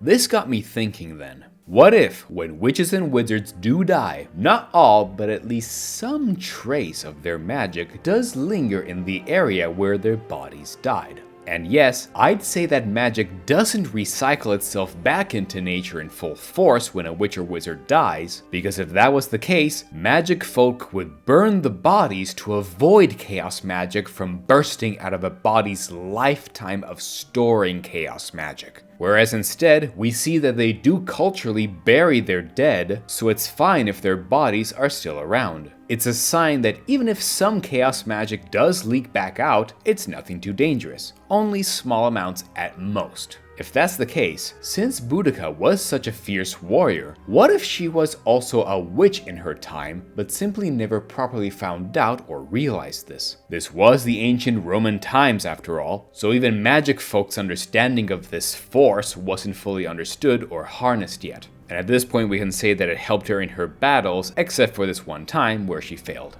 With this scenario, since this great battle was fought there, the ground could have been stained with the magic of her and her soldiers, and this magic could have blossomed very slowly over time, especially if others in her armies were unknowingly witches or wizards as well, and thus stained the ground and saturated it slowly over time with magic. Now, let's take into consideration the location of Hogwarts for a moment. The founders chose to build the castle in the middle of the Scotland mountains because, at the time, they figured that it was the most hidden and hardest point to reach for muggles. They wouldn't have known muggle technology would have advanced like it did in the future, so nowadays there are enchantments to make muggles think that it's just a bunch of ruins and not go inspect it. Although, I don't know, I'd add in more magical precautions to make sure it doesn't become a tourist trap, but whatever. So, if Hogwarts is in Scotland, then people would need to reach it. And in the medieval times it was built, London was very much an existing place and still had, even then, one of the highest concentrations of inhabitants in all of Britain. If witches and wizards had to reach the castle, not necessarily everyone could use the previously mentioned methods of transportation since magic wasn't as understood as it is now, and some, if not all, of the previously mentioned methods of transportation wouldn't have been available yet. So inevitably, there would have been always some large conglomeration of people who decide to go on a pilgrimage from London, aka the place with the most likely high concentration of wizards, all the way to Hogwarts. Through this trail, over the course of a few centuries, there could have been people who simply might not have made the journey and died along the way from famine, harsh weather, bandits, or whatever. Now, take into consideration what we said about Boudica. If, in our theory, her death meant that the ground could have ever so slightly been rendered magical soiled from that heavy bloody battle and their burials, then the same could have happened through this pilgrimage path. Now witches and wizards have an entire trail stomped and reinforced magically through several centuries that connected these two locations. So, I propose that over time, as they started to understand magic more, yes, they'd learn these other methods of transportation, but they would continue on treading this path, first off because at this point it would become tradition, dare I say a rite of passage, but second because perhaps they might have also further enhanced this magic path, seeding it with more and more protection spells that would sustain themselves all on their own, reinforced from further magically enforced soil from people who simply didn't make it all the way there. And by the time students would reach Hogwarts, they'd be just drenched and saturated in a whole slew of protection spells that would last them an entire semester to more easily resist and survive the very same dangerous chaos magic they would be studying in the castle. Then, canon fact here, in 1827, the then Minister of Magic Ottilie Gamble made the then controversial decision to incorporate the latest in Muggle inventions, a steam locomotive, as an official method of transportation for students to Hogwarts, so Muggles wouldn't grow suspicious from all these pilgrimages. It would then make sense as to why they'd have chosen that very vehicle. A huge machine that could transport hundreds of people with ease that wouldn't raise suspicions if concealment charms would fail for whatever reason, but in general could be seen and accessed by official students, their parents, and teachers at Hogwarts. No one else could ever enter or attack it, or hell even see it, unless only Hogwarts itself officially and exclusively allowed it, thus still allowing Harry and Ron to reach it with the Weasley car since they are officially enrolled students, the Dementors to stop it in Prisoner of Azkaban because it was a ministry order, and thus even Hogwarts had to obey it, and Death Eaters to stop it in the Deathly Hallows because Snape was a headmaster at the time anyway, and was working for Voldemort on the surface. None of them were technically invading or hunting it without permission, so it all checked out. Also, no. You might think that the train could have been magically enhanced to zoom all the way to the castle at rapid speeds. After all, the night bus does do exactly that. But witches and wizards didn't actually implement this for the Hogwarts Express. Why?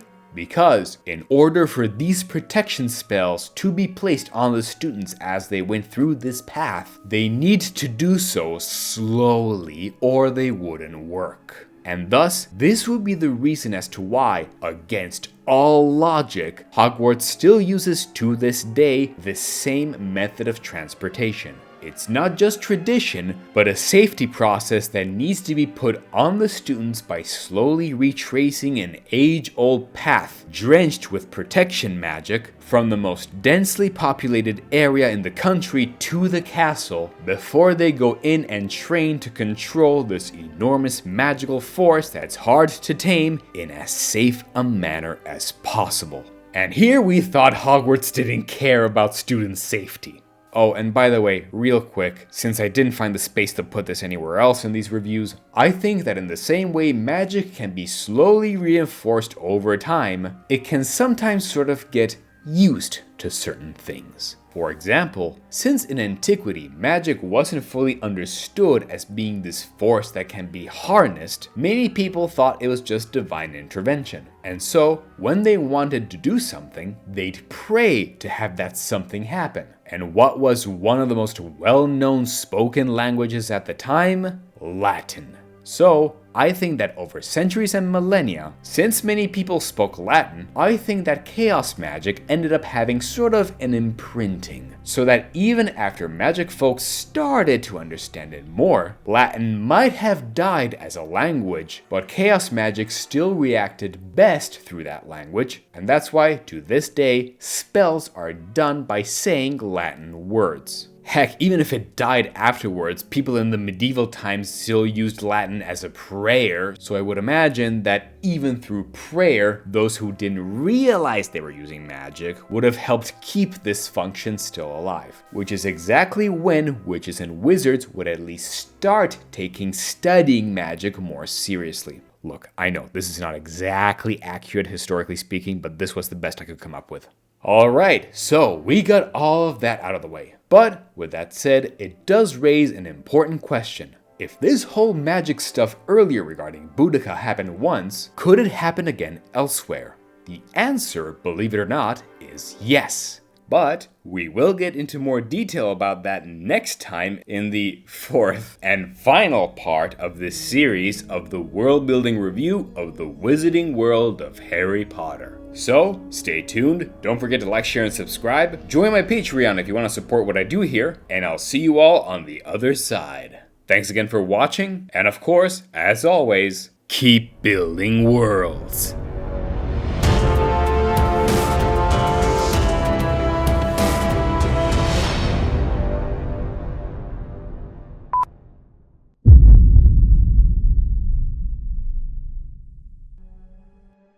Ghosts.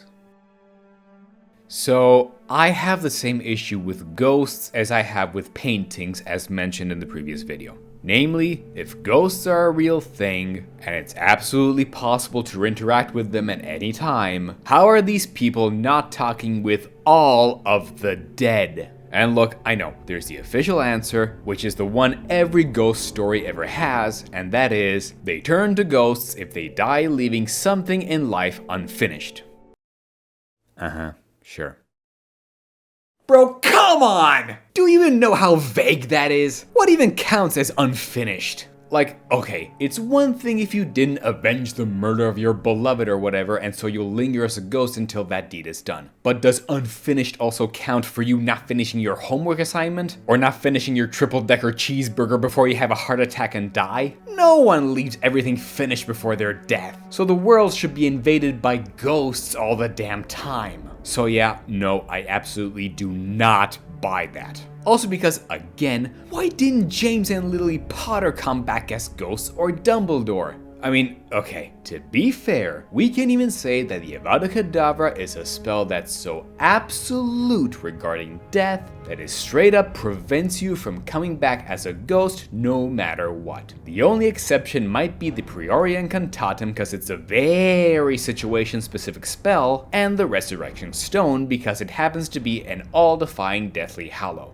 But what about everyone else who dies? How come they don't come back? Can there be some other explanation?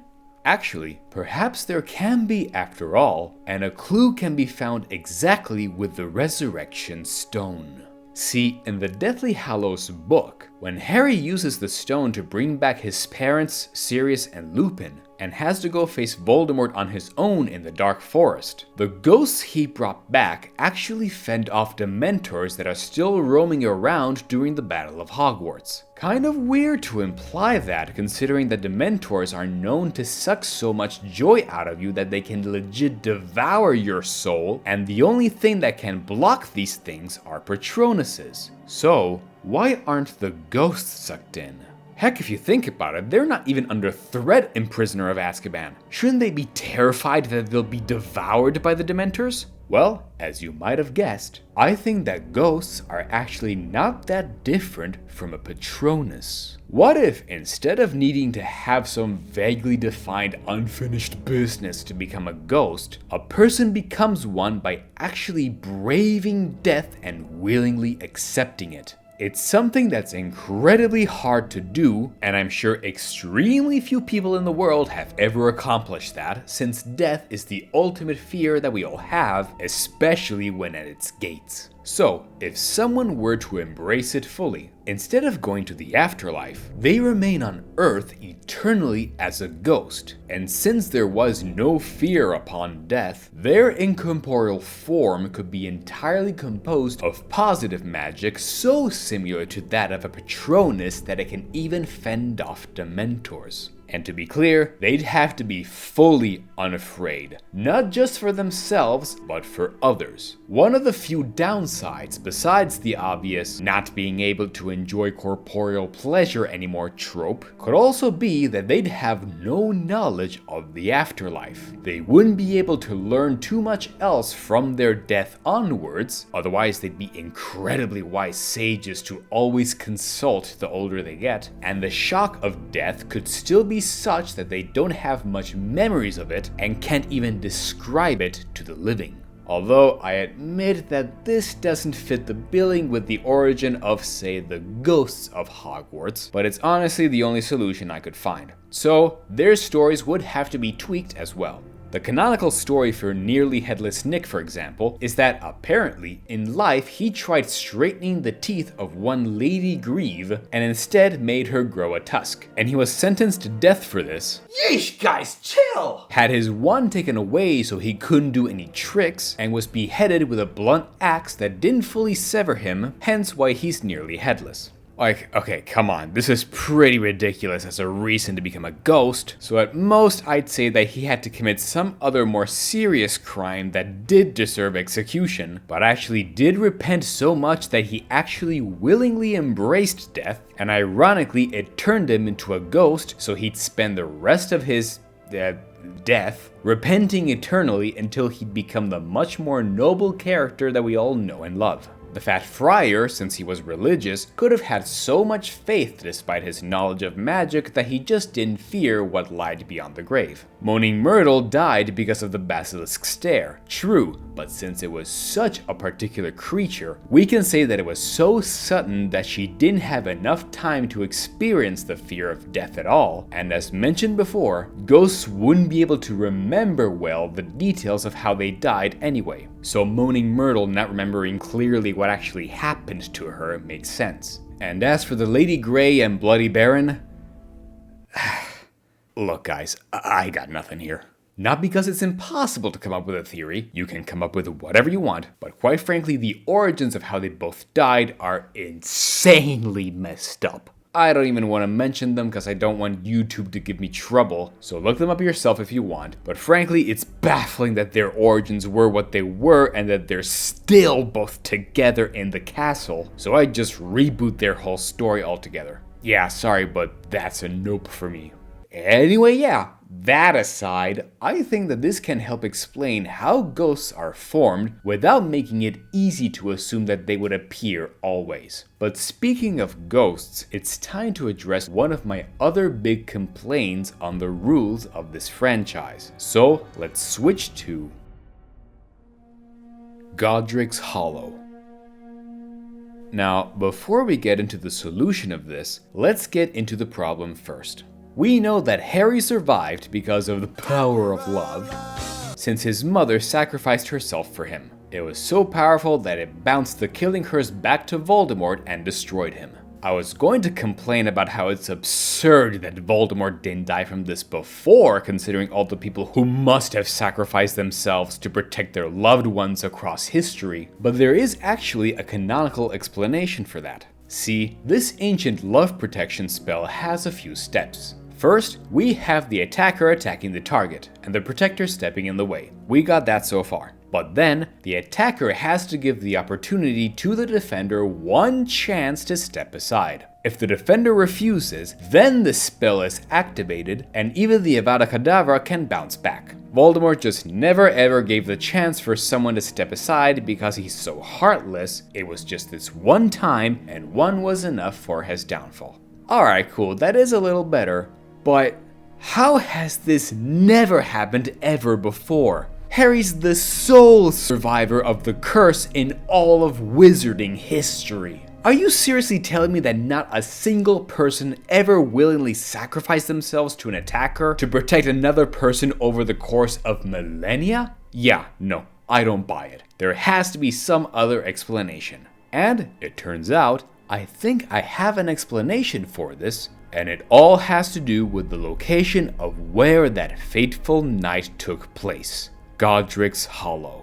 For those of you who don't know, Godrick's Hollow is, yes, a town named after none other than Godrick Gryffindor himself, because this is supposedly the same place where he was born, and being such a famous wizard in his time, this small town took his name. But see, I did some research, and it turns out that while we know about where he was born and we know about his greatest deeds, there is no information as to how and where he died. It remains a mystery to this day. So, I propose that Godrick's Hollow isn't just where he was born, but also the place where he was buried, regardless if witches and wizards are aware of this. What does this have to do with the night Harry survived? Well, remember when I said earlier that perhaps King's Cross Station actually held some ancient magic in its soil left behind from the last battle of Queen Boudica? What if we applied the same logic here? If Gryffindor did indeed die in Godrick's Hollow, and his body is buried there somewhere, then perhaps, since he was such a powerful wizard, even in this case, some small amount of his own magic, and especially spirit, lingered on. And by the way, I'm not saying that he's a ghost, mind you, because that would have been very obvious for everyone, but perhaps when he died, he felt a mix between embracing death, his whole fame and house was based on how brave he was after all, but also some sense of remorse on how he still couldn't reconcile once again with his best friend Salazar Slytherin. And being so powerful, due to these conflicting emotions, his spirit is the only one who remained not in the afterlife, not on Earth, but vaguely in between. And if so, then perhaps his very presence, could have helped create a strong positive force to the chaos magic surrounding the area ever since. So, on the night Harry survived, this semi-force of Gryffindor could sense the danger befalling Lily and James Potter. Yes, this love magic did exist in the past, but to make it more balanced, frankly, it should only work in its specific way in the form of a light magical protection. Just enough to survive basic magical attacks. The Avada Kedavra curse, however, is a very different beast to handle though. It's far too deadly for any regular protection spell at all. Otherwise, it wouldn't be so unforgivable. So, the event happening in Godrick's Hollow ended the way it did because Gryffindor's looming spiritual force sensed that not only was happening to a fellow ex-Gryffindor student worthy of being protected for their bravery, but it was all because of the sudden danger of none other than Lord Voldemort,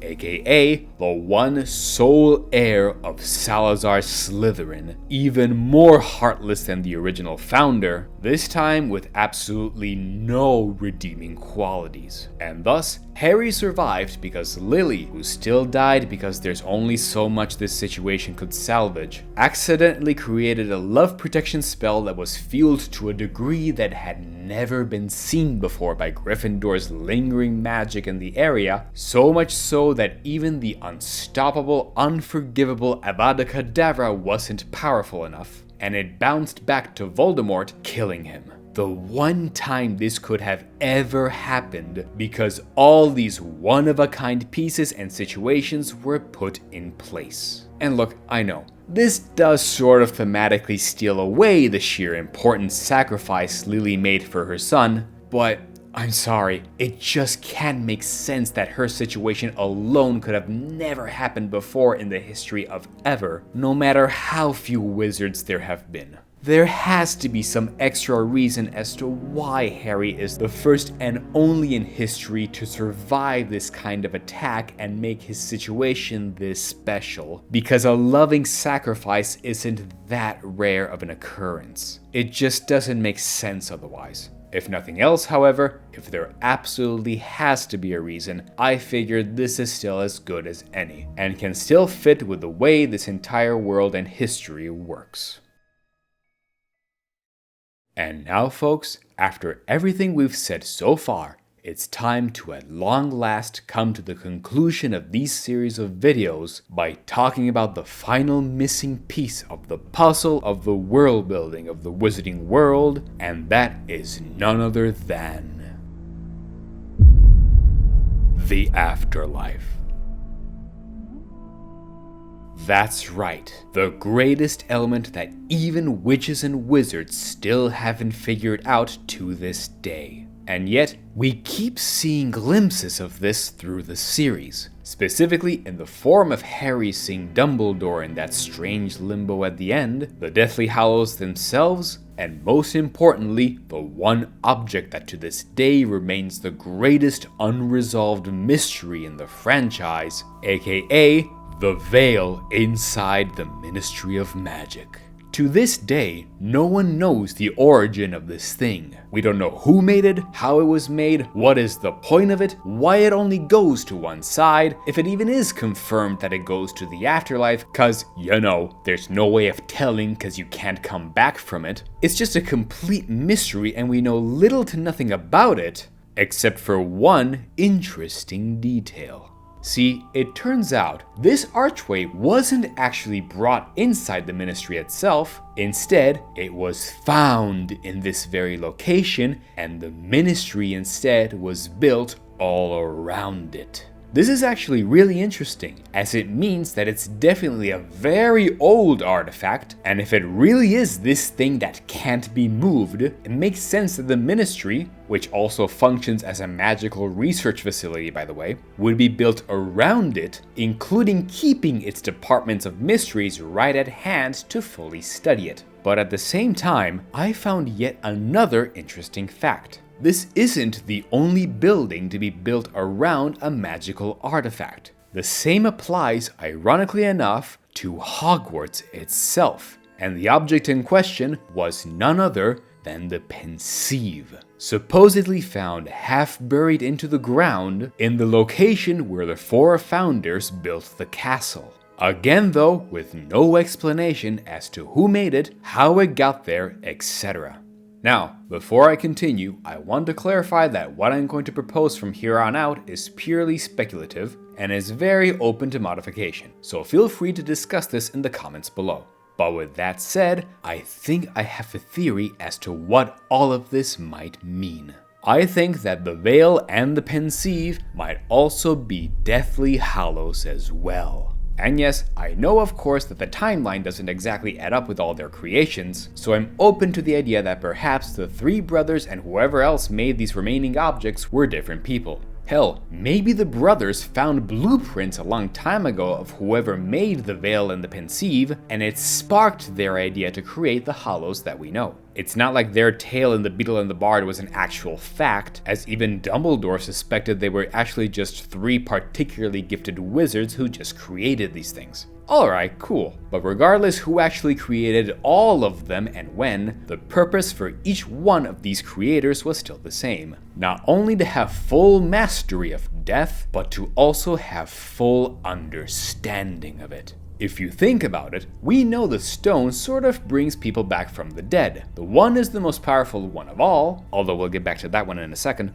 and the cloak makes you invisible, yes, but also protects you from death. That much we know. In that case though, the veil might have been built on purpose centuries ago as a gateway to reach the afterlife in the most painless way possible, specifically because, as mentioned before, it was meant to understand death, except that the problem is that it ended up being a one-way trip. And the Pensieve? Well, I think it was built specifically to be the ultimate memoir, a way to leave behind traces of your life and experiences literally in the most immersive way possible, in ways no book or audio or video or whatever can, for others to learn from said memories before passing on to the other side. Dare I say, a way for your experiences to live on after death. And heck, at this point, just for flair, I might even add yet another secret Deathly Hallow, and that could be none other than the Goblet of Fire. Because it turns out, no one actually knows the origins of this either, who made it, when, or what its true purpose was. And all we know it to do is spit out papers of people who will participate in the Triwizard Tournament. But what if it was created specifically to read the quality of your soul? If it can choose the most worthy out of the contestants for the tournament, you know, an event where you might actually face death and you're doing so willingly, I think it might as well have that function in general, to judge who you really are as a person far more effectively than the sorting hat even. So much so, it can even judge if you're worthy of actually seeing beyond death and know if you're capable of surviving and knowing what lies behind the veil. Plus, let's face it, don't you think that it's kind of suspicious that the fourth book is called The Goblet of Fire despite the goblet being, well, not that present or important in the story itself? It would have made much more sense to call it Harry Potter and the Triwizard Tournament, but no, it's specifically titled The Goblet of Fire, almost as if we're supposed to pay particular attention to it. Kinda sus if you ask me, but it would make sense if, indeed, it was meant to be a Deathly Hallow all along. One of 3 different hollows that, even if built at different times, together have the same purpose. So, with all these pieces in mind, we have a clearer picture. These were created over time by a number of wizards to find out the ultimate truth of the afterlife, and we can now create a timeline here. First, the pensieve was created by someone as a way to leave an account of their life. When it was found, it could have been used by many people who in turn could have been humbled by the wisdom of those who came to pass. Maybe even the founders were humbled by this enough to decide to build Hogwarts there. Plus, let's face it, books were around in medieval times for memoirs, but they weren't that common. And then people would have been inspired by all the wisdom of these memories to create the veil and officially see what lies beyond death. The veil, however, ended up being a one-of-a-kind trip no matter what they did, and its creation was such an affront to our reality that, once you've opened it, you can't close nor destroy it anymore, maybe not even move it, as a constant reminder that death is always there waiting for you, and thus the ministry was built around it to better study it. And at this point, the goblet's creation could be thrown in anywhere in this timeline, possibly because wizards thought that only the worthy could pass, and they figured they could create an object who could judge the most worthy, but the problem is that no one was. It's just far too big a reality and truth to find out, and since it was deemed useless, it got repurposed to judge the Triwizard Tournament later on. Centuries later, the 3 brothers could have done a lot of research on these previous Hallows and, with their particular talents, created the actual Deathly Hallows that we know of, and at this point, there could have been other reasons for their creations. The stone could have actually been meant to communicate with the dead to gather as much information as possible on what to expect ahead of time before crossing the veil, even if the time frame for ghosts to appear was short. And this is something that could have been of use, because as we mentioned before, regular ghosts stuck in the mortal world wouldn't remember anything about the afterlife or even their death, but the brothers figured the ones who didn't come back as ghosts perhaps might know. And it turns out they were right. Because when Sirius's ghost was brought back by Harry, he reassures his godson that dying is Quicker than falling asleep. So he does know. This theory that the brothers had did actually work. Although, of course, I don't blame Harry for not taking the opportunity to ask more info about the afterlife, cause, you know, he was kinda occupied with other worries at the time and had a lot on his plate. So I'll give him a break. Anyway, then we have the Elder Wand, which is the most powerful wand of all, but it's never actually exactly quantifiable as to how powerful it is, ain't it? Like, can it control all reality? Can it move planets? What's the upper limit? It's not like we see anything that spectacular from it in the series, it's just used as a regular dueling wand. No, I think that instead, it's considered the most powerful wand because it's the only one that can do the one most unthinkable thing possible, and that is cut the veil. The barrier between our world and the afterlife. Even just a small piece of it, but that's quite a feat anyway. And cut it did, as I think that a piece of the veil could have ended up becoming the very cloak of invisibility. Makes sense when you consider it's a piece of cloth that not only makes you invisible, but literally protects you from death. or, dare I say, keeps you separate from death. And in fact, that's exactly what I think happened. The three brothers built their deathly hollows, inspired by the previous ones we mentioned, to make sure they could finally go through the veil and do what no one else did before. And you know what? I think that they did succeed in doing it. They got the right information, had the right tool to cut a piece of it, and while wearing it as a cloak, they could be the only ones to pass through the veil, using the cloak as a shield, or dare I say, a barrier against actually dying while you're going through there. And indeed, they did see into the beyond. The first and only people to ever do it. Awesome, right? But it leaves a big, gaping question. What happened? If they went through, why didn't they tell anyone? Why hasn't the secret of the afterlife been revealed for all this time? Why has not only this deed been unrecorded, but even the mere existence of their hollows been erased from memory, existing only as a mere fairy tale? In other words, what the hell did they see that made them not want to tell a single soul? Well, I think I have the answer, and it all goes back to the very first concept that started these videos. The existence of chaos magic. Remember when I said that wizards and witches were actually harnessing it through their spells and wands so that it doesn't go out of control in the real world, and by using magic they sort of comb it to come out in a much more orderly way?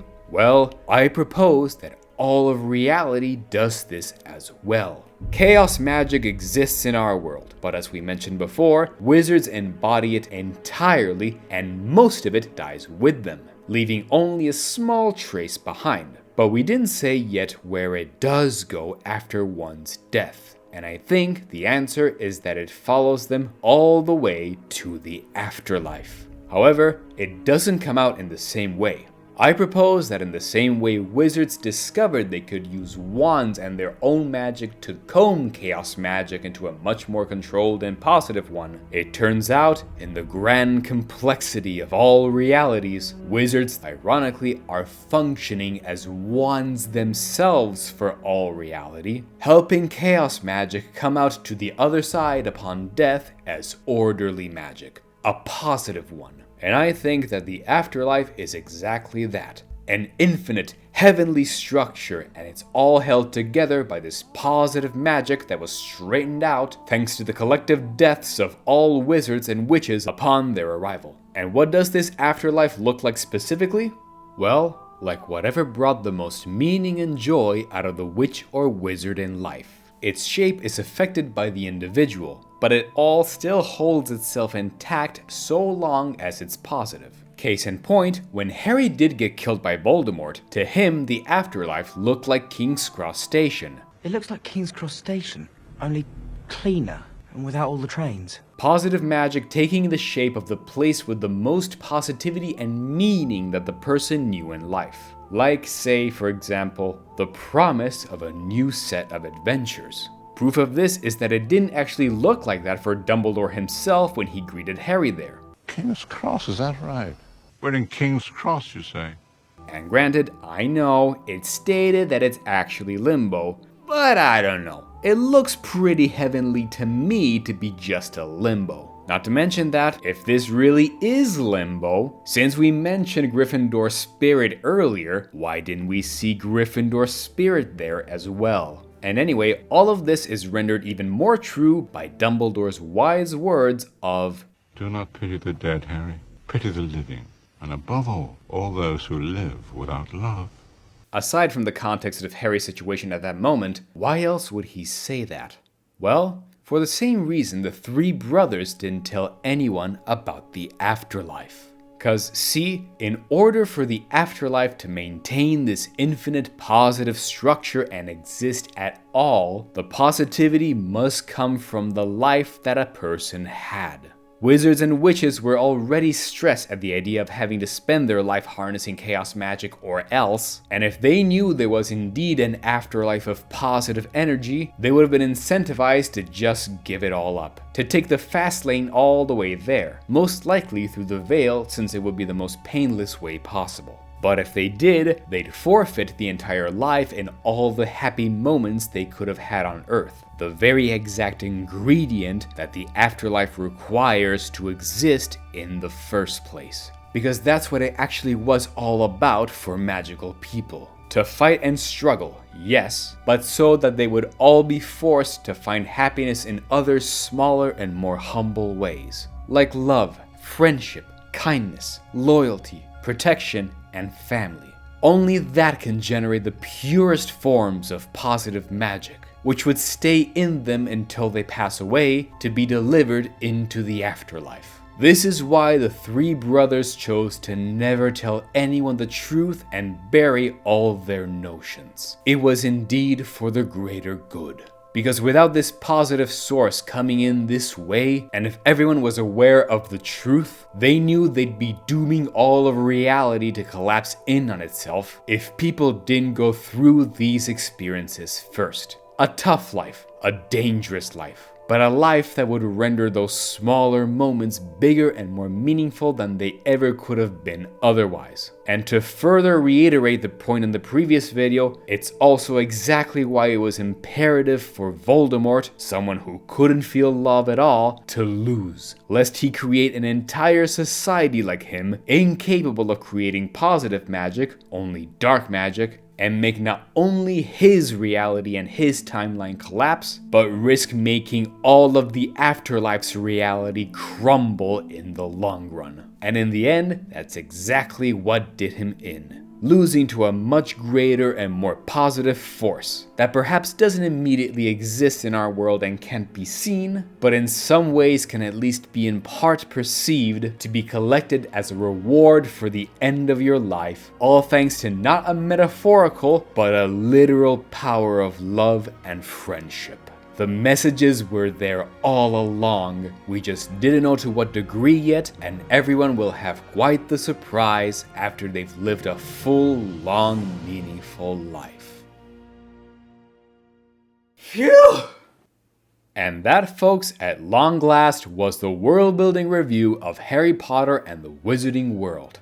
Man, I gotta say, this was a lot more homework than I expected, but then again, it's such a vast and complicated world that it's no surprise. Honestly, I just wasn't expecting so much to already have been accounted for, even if it needed to be tweaked even more. But then again, the rules and world wouldn't be nearly as impactful if it wasn't for the whole picture, especially the events and the memorable characters. Harry Potter is one of those one-of-a-kind franchises that happen in the right way and the right time, and has and will capture the hearts of entire generations. Yeah, it might be a tad bit commercialized by now, and we might even take it for granted at times, but it became so because we all made it so, and really did care for it that much. Even I consider myself lucky to have grown up with these characters almost at the same pace as the films came out, and they gave me a world of happy memories, reliefs, helped me forge lifelong friendships thanks to this shared interest, opened the world of literature for me, were incredibly cathartic,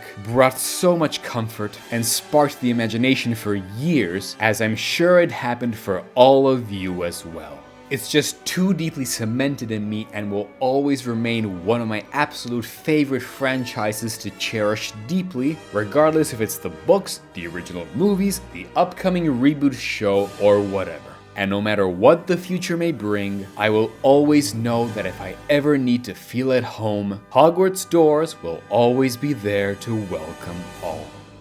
Anyway, that's all for today, folks. What do you think? Am I right? Am I wrong? Am I talking out of my ass? Maybe.